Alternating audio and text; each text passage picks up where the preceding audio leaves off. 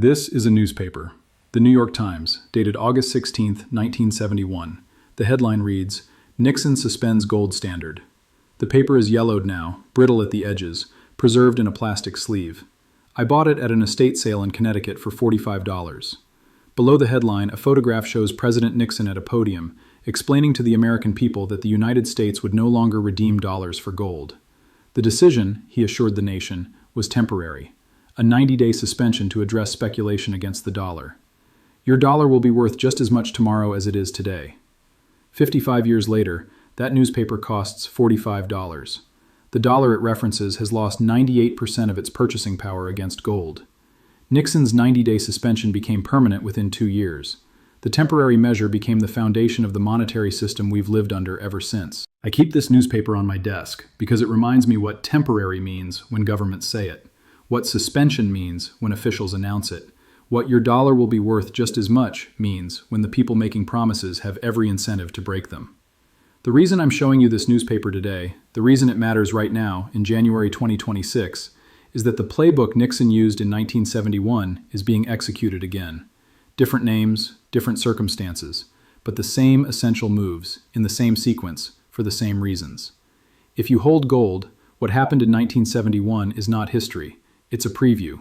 And understanding that preview may be the difference between watching your wealth evaporate and watching it multiply. Here's what they're not telling you. On January 22, 2026, the Treasury Department submitted a classified memorandum to the White House National Economic Council. The memorandum's existence was revealed through a Freedom of Information Act request filed by a financial research organization. The contents remain classified, but the title was disclosed. Options for managing dollar-gold relationship during period of monetary stress. Options for managing the dollar-gold relationship. The phrase would be unremarkable except for one detail. Since 1971, there has been no official dollar-gold relationship. Nixon severed it. The dollar floats freely against gold, determined by market forces, with no government commitment to any exchange rate. Why would Treasury prepare a memorandum about managing a relationship that officially doesn't exist? The answer lies in what's actually happening in gold markets, and what the 1971 Playbook reveals about how governments respond when gold threatens dollar credibility. In 1971, the crisis built for years before Nixon acted.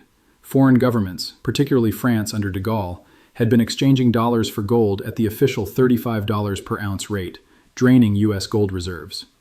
The gold window, the mechanism allowing conversion, remained officially open, but the math was becoming impossible. U.S. gold reserves had fallen from 20,000 tons in 1950 to under 10,000 tons by 1971. Foreign dollar claims exceeded remaining gold reserves by a factor of 4. The system was functioning, but doomed. The gold that backed the dollar was leaving faster than policy could address. Something had to give. Nixon chose to close the gold window rather than watch reserves drain to zero. The suspension was presented as protecting America from speculators, but the real purpose was simple: stop the hemorrhaging before the vaults emptied completely. The 2026 parallel is structural, not superficial. Gold is not draining from Treasury vaults. That relationship ended in 1971. But gold is draining from Western market infrastructure at a pace that creates analogous crisis conditions. LBMA vault inventories have declined by 2,847 tons since January 2025, a 34% reduction in 12 months. COMEX registered gold has fallen to 11.2 million ounces, barely covering current delivery obligations. Shanghai Gold Exchange vaults depleted to under 200 tons, triggering delivery delays for the first time in the exchange's history. The gold isn't flowing to foreign governments this time. It's flowing to Eastern markets, private vaults, and sovereign reserves of nations actively building alternatives to dollar-based finance. The mechanism differs, but the pattern matches. Western gold infrastructure is hemorrhaging metal, the flow is accelerating, and the mathematical endpoint, empty vaults, failed deliveries, system seizure, is approaching. The Treasury memorandum suggests policymakers see the parallel. Options for managing the dollar-gold relationship implies they're contemplating interventions that treat gold as a policy variable rather than a market price. The 1971 Playbook is being consulted because the 1971 Playbook addresses exactly this scenario. This is where the lie becomes unsustainable. The official position since 1971 has been that gold is irrelevant to the monetary system, a barbarous relic, in Keynes's phrase, with no role in modern finance. Central banks held gold reserves as a legacy of earlier eras, not as functional monetary backing. The dollar's value derived from America's economic strength, not from metal in vaults. This position was always partially false. Central banks didn't actually sell their gold after 1971. They held it, decade after decade, through every ideological shift and policy evolution. If gold were truly irrelevant, why maintain thousands of tons in sovereign reserves? The position became entirely false after 2008. Central bank gold buying, which had been minimal or negative for decades, reversed sharply. Emerging market central banks began accumulating. China added over 1,000 tons to reported reserves. Russia added over 1,500 tons. The barbarous relic was suddenly in demand among the institutions supposedly most committed to its irrelevance. The 2026 Treasury Memorandum acknowledges what official rhetoric denies. Gold still matters to the dollar. Not because gold backs the dollar officially, but because gold prices signal confidence in the dollar. When gold rises against dollars, it demonstrates that holders prefer metal to currency.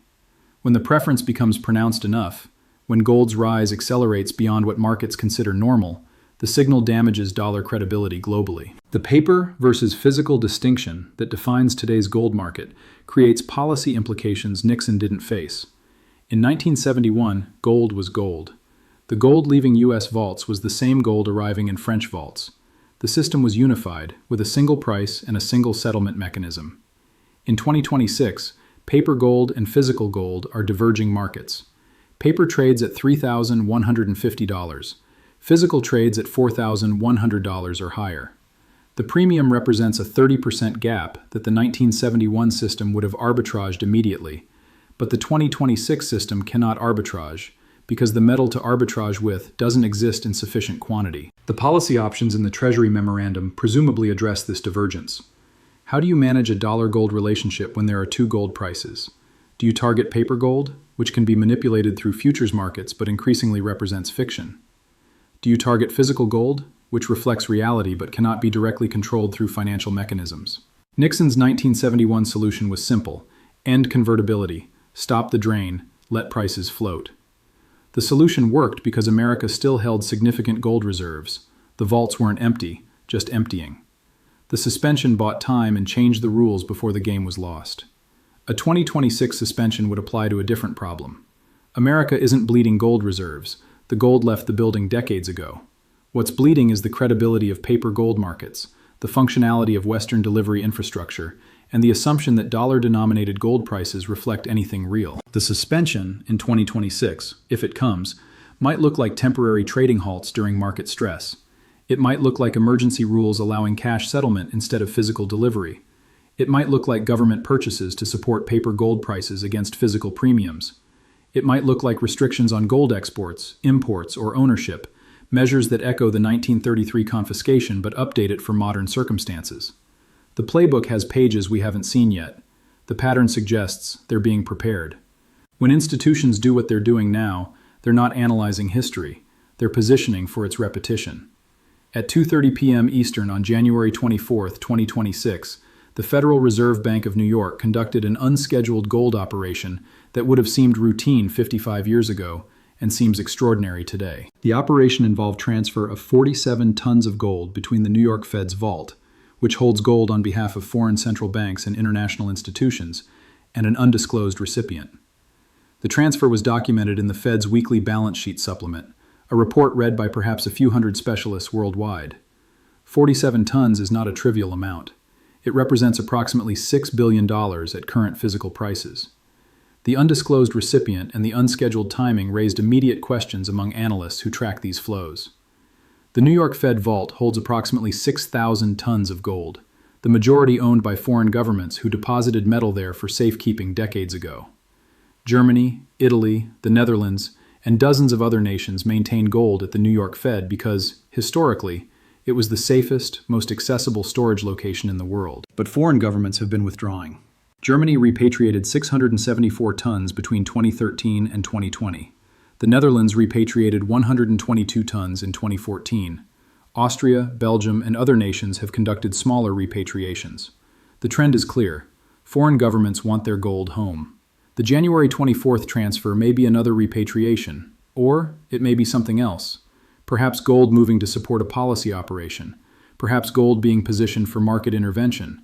Perhaps gold being deployed in ways the 1971 Playbook would recognize, but 2026 observers can only speculate about. The opacity is intentional. Gold operations are among the least transparent central bank activities. The secrecy that surrounded Nixon's 1971 decision, planned in total confidentiality, announced on a Sunday evening to minimize market reaction, applies equally to whatever options the 2026 Treasury Memorandum contains. Gold holders don't get advance notice when policy changes. They get Sunday evening announcements while markets are closed. They get temporary suspensions that become permanent. They get assurances that their wealth will be worth just as much tomorrow from officials who know those assurances are false. The 1971 Playbook wasn't published until it was executed. The 2026 Playbook won't be either. Less than 60 days likely remain before whatever intervention the Treasury Memorandum contemplates becomes operational. The timing inference comes from the policy cycle. Memoranda submitted in late January typically inform decisions made in Q1, implemented before Easter recess, announced during low-volume trading windows. The seasonality isn't coincidental. Policy interventions affecting markets prefer quiet periods, long weekends, holiday weeks, summer doldrums. The window between now and April contains multiple such periods: President's Day weekend in February, spring break weeks in March, Easter weekend in April. If Treasury is preparing gold market intervention, the implementation window opens within weeks. The gold you hold today operates under current rules.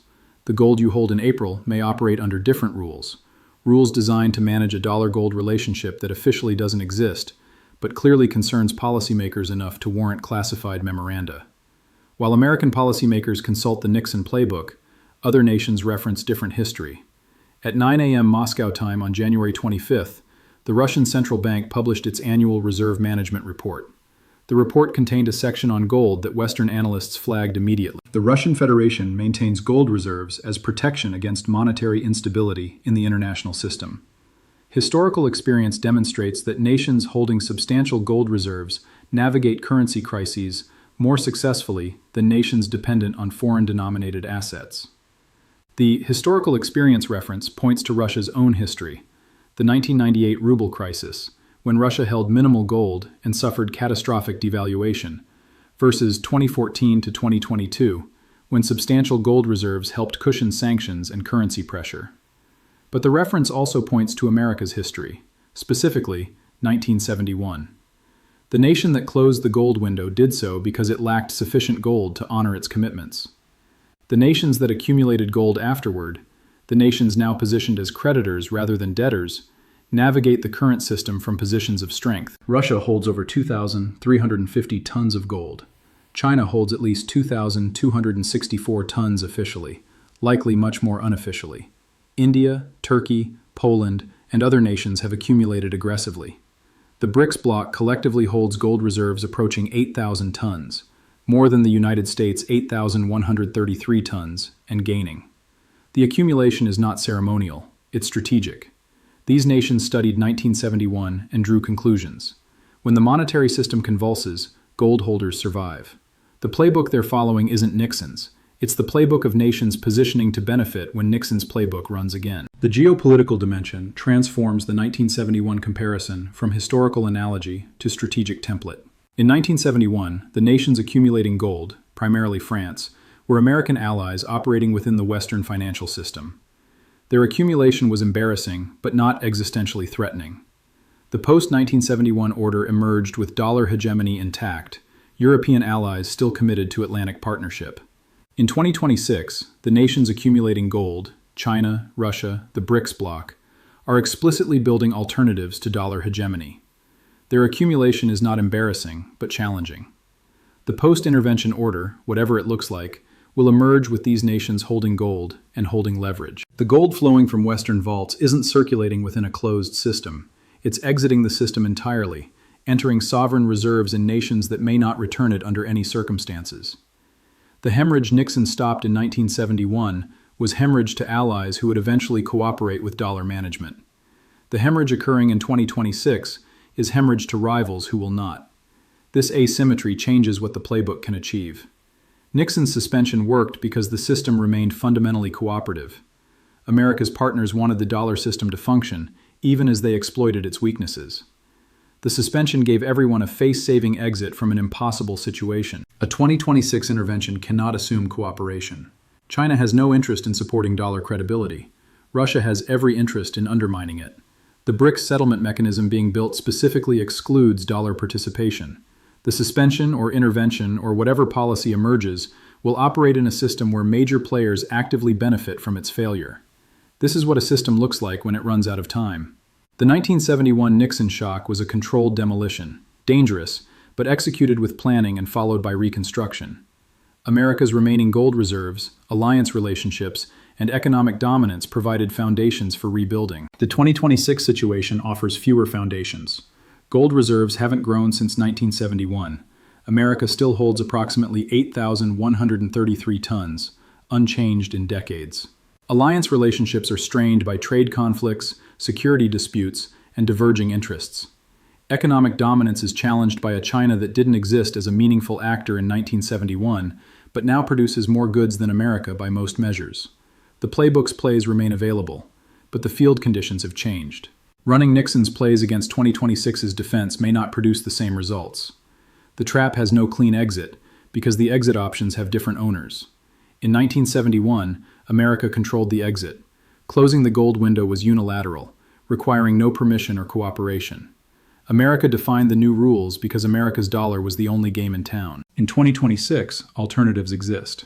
The yuan-ruble settlement mechanisms Russia and China have developed handle over $200 billion in annual trade without dollar involvement. The BRICS payment system, when fully operational, could handle trillions. The gold-backed settlement instruments under development offer commodity exporters non-dollar options they've never had. The Playbook assumes America can define the new rules as America defined them in 1971. The assumption may be wrong.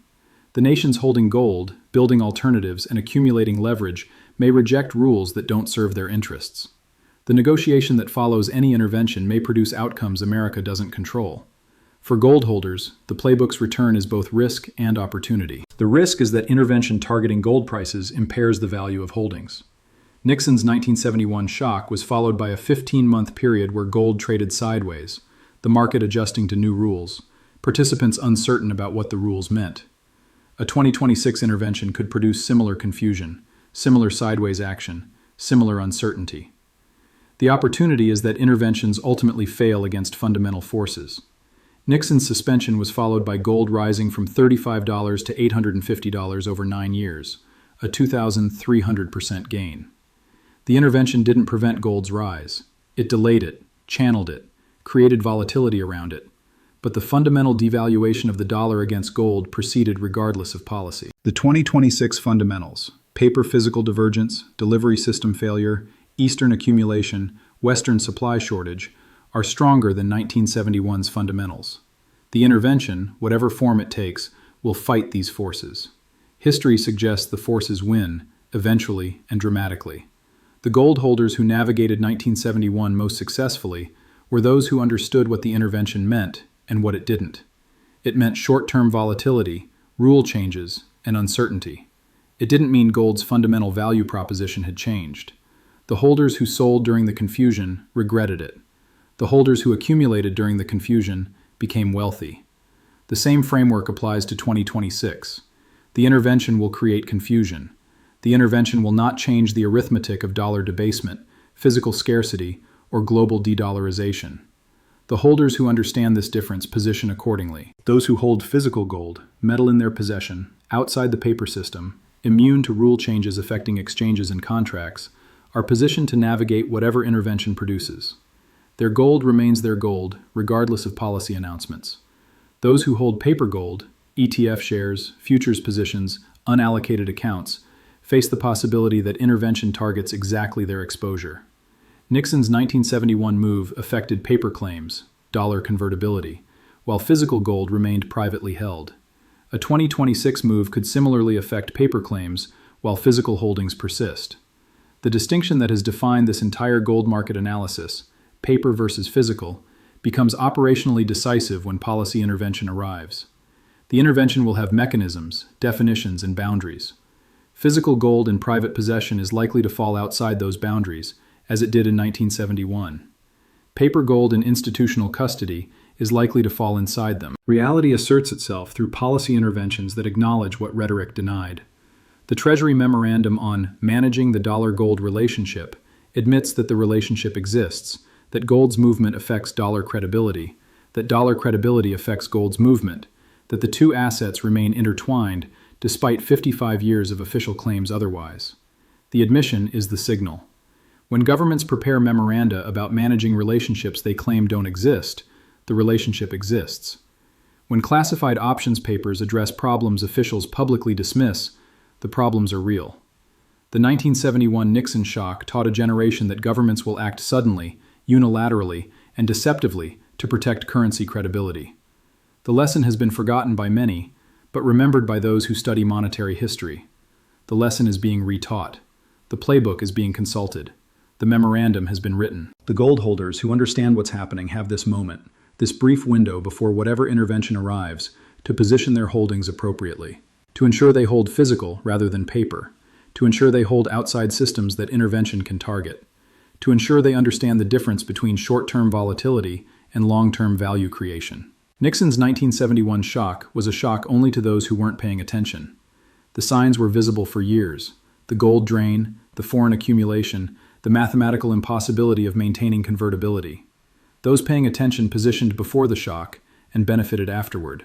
The 2026 signs are equally visible: the supply drain, the Eastern accumulation, the mathematical impossibility of maintaining paper-physical convergence.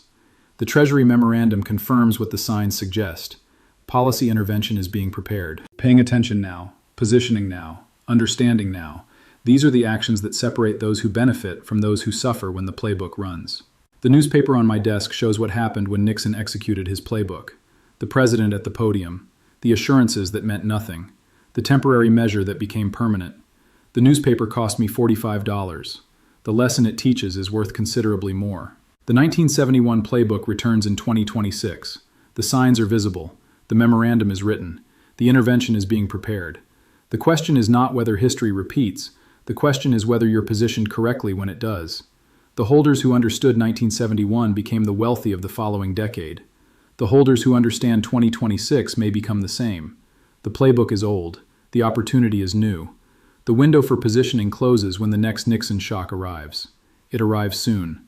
The memorandum has already been written. What you do before the announcement determines everything that follows. The 1971 newspaper reminds us: governments act suddenly, deny the significance of their actions, and expect you to believe assurances they know are false. The 2026 memorandum suggests they're about to do it again. Position accordingly.